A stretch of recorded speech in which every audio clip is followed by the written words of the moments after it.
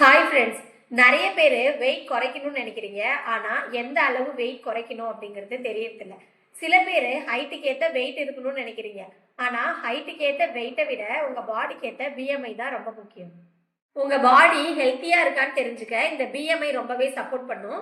இந்த பிஎம்ஐயை 3 கேட்டகரிஸாக பிரிக்கலாம். 18.5%லேருந்து 24.9% வரைக்கும் நார்மல், 25%லேருந்து 30% வரைக்கும் இருந்தால் ஓவர் வெயிட், 30%க்கு அதிகமாக ஆகும்போது அது ஒபேசிட்டின்னு சொல்லுவாங்க.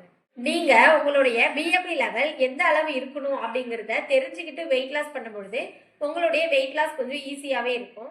நீங்க நார்மலான முறையில வெயிட் லாஸ் பண்றதை விட ஒரு நியூட்ரிஷன் மூலயமா வெயிட் லாஸ் பண்ணும்பொழுது உங்க பிஎம்ஐ லெவலை ஈஸியாவே அச்சீவ் பண்ண முடியும்.